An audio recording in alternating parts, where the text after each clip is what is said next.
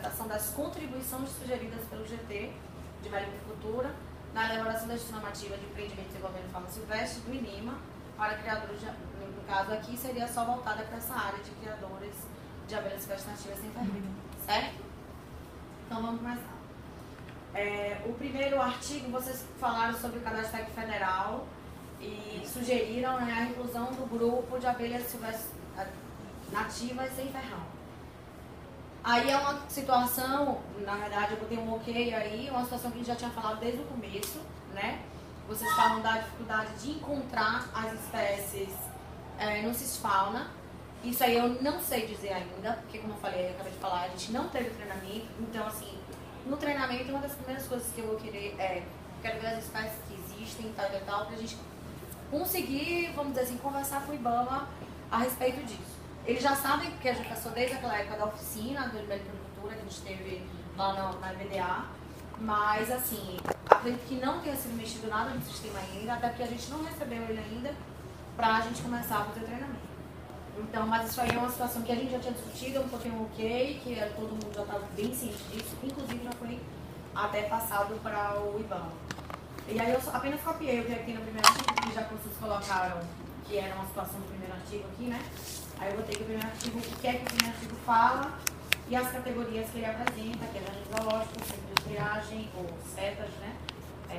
Centro de habilitação ou CRAS, mantenedor, os 3 tipos de criadores existentes, estabelecimento comercial e abatedor.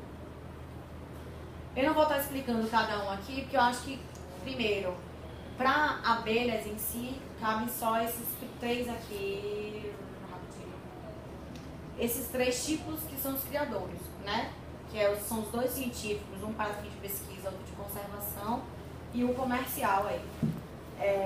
E aí, em relação ao estabelecimento comercial, vocês fizeram uma confusão lá atrás, mas aí quando chegar, eu tiro as dúvidas, tá?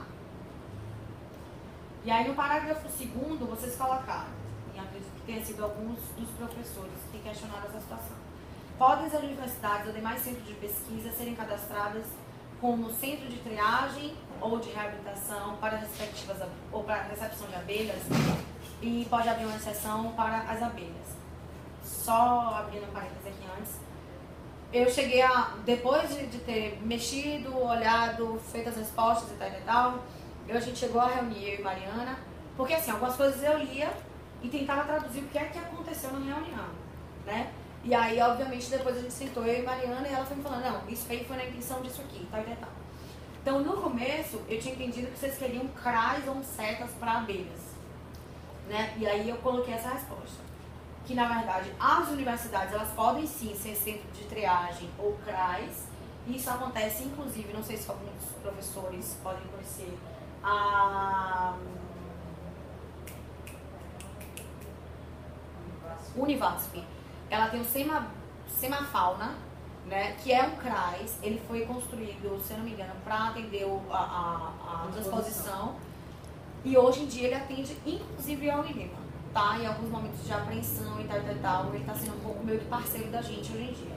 Então, assim, as universidades podem sim.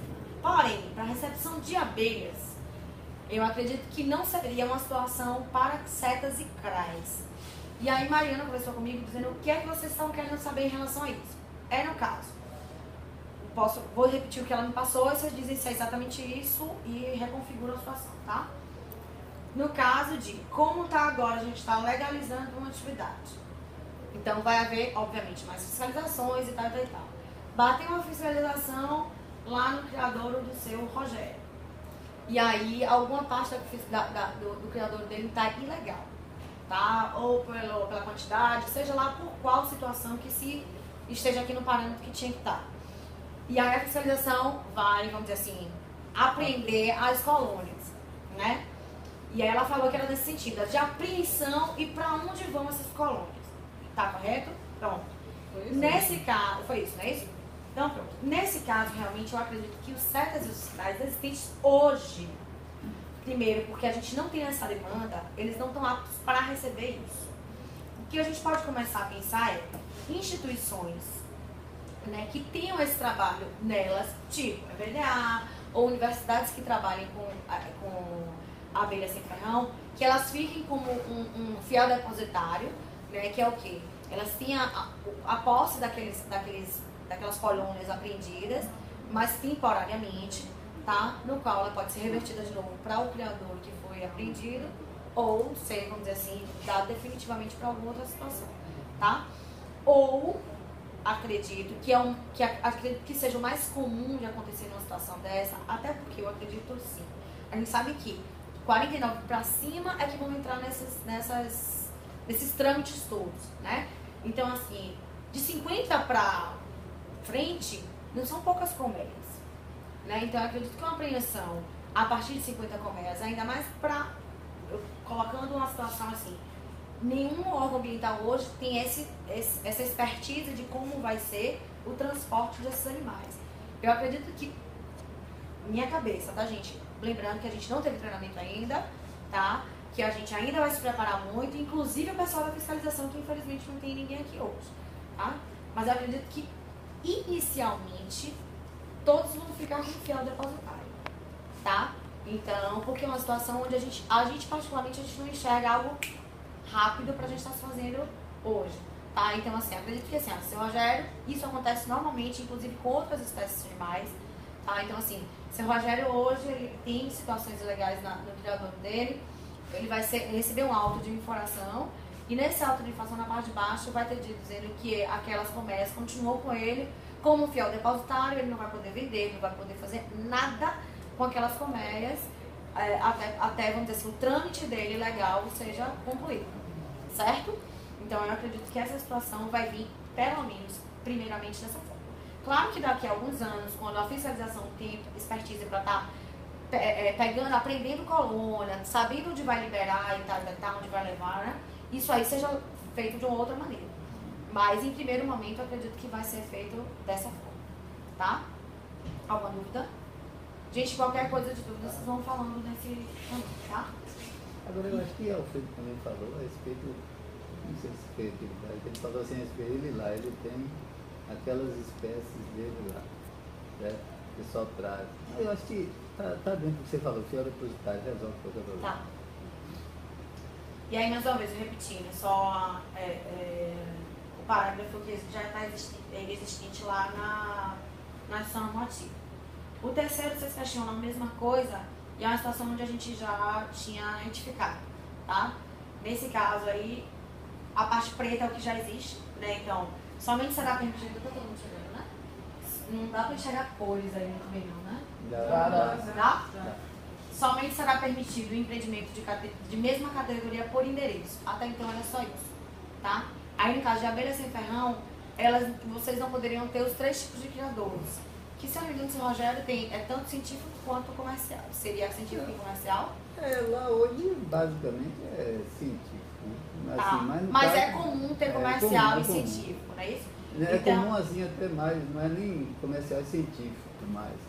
É mais, assim, abrangendo outro tipo de característica. Mas não é o que você vai falar disso. Você tá, então vamos lá. Então, eu coloquei que excetua-se, né? Está fora desse padrão, dessa situação de mesma categoria por endereço, os escritos como CRAS, setas, criador científico para pesquisa, criador científico para conservação e criador comercial do presente artigo, que utilize exclusivamente abelhas sem ferrão. Tá? Então, nesse caso que tiver abelhas sem ferrão, eles podem ter no mesmo endereço essas categorias inteiras. Ok? Uma pergunta da nossa reunião.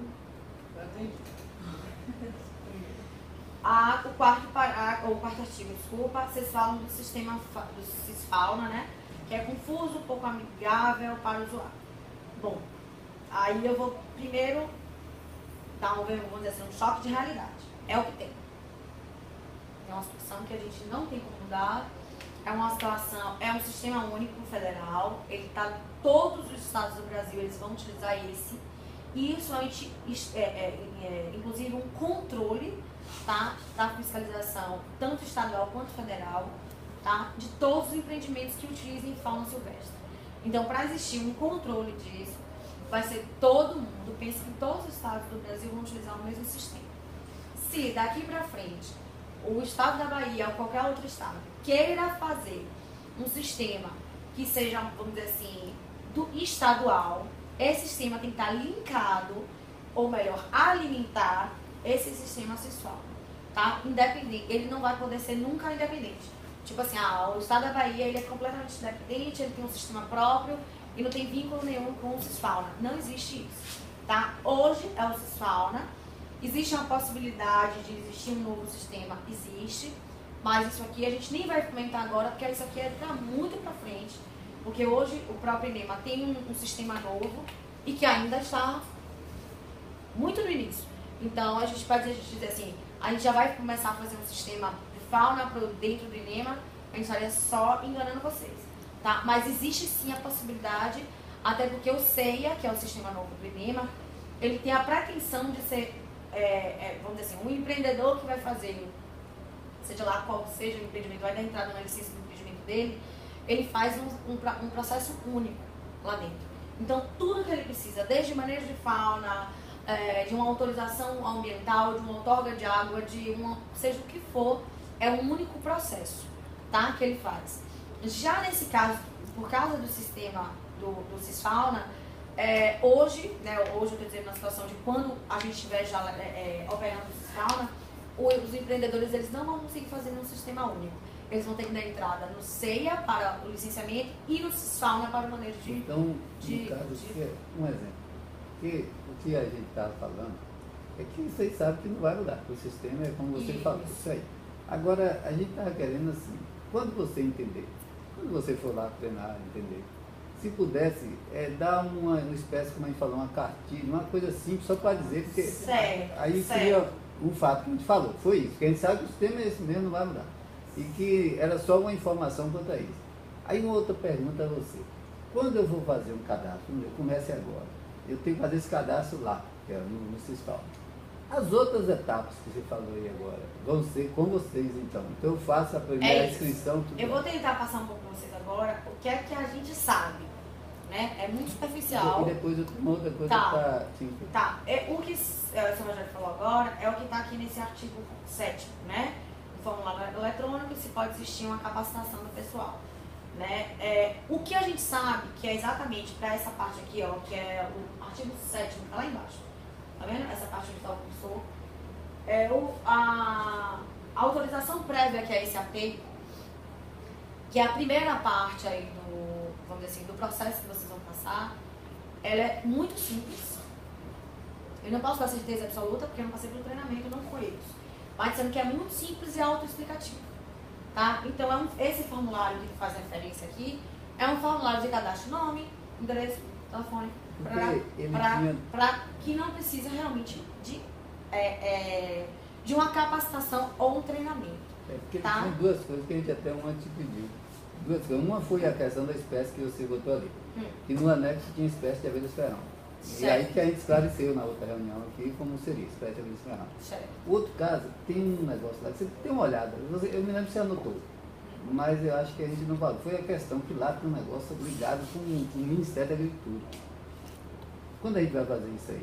Tem alguma coisa ligada com o Ministério da Agricultura que pede, tem que ter o registro do Ministério da Agricultura. Só que, você se lembra daquelas primeiras reuniões que a gente citou isso? Foi na oficina que teve. Não foi que a gente fala assim, que quando a gente vai fazer, tem o Ministério. Na verdade, quem estava respondendo isso tem. foi a menina do IBAMA. Foi, e você lembra de anotar isso aí, pra gente ver se tá... Tá, e se eu não me engano, isso, Rogério, essa questão aí é quando vincula, e eu acredito que era isso que você pergunta a produção de mel, da produção. Aí fica... Aí quando eu fazia a vinculação do produto, que aí você falar se fosse produção de alguma coisa alimentar, tinha que vincular a algum documento, no caso do Ministério da Agricultura.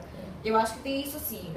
Mas essa parte aí são duas situações diferentes. É isso que eu vou chegar. Mas quando a gente vai fazer, aí por causa disso não consegue. Não consegue, tá. É por isso que a gente te perguntou aquele dia, para dar uma olhada. E não Cadê o estava simulado? conseguindo avançar. A gente ia quando chegava lá para fazer. Essa situação não foi para mim não, foi para a menina do IBAMA. Foi pra menina do uma menina do IBAMA, IBAMA que foi? estava lá. Aí, Mas eu isso? lembro. Amanda. É o simulado, né? Porque ficou só essa situação. Deixa eu só anotar aqui.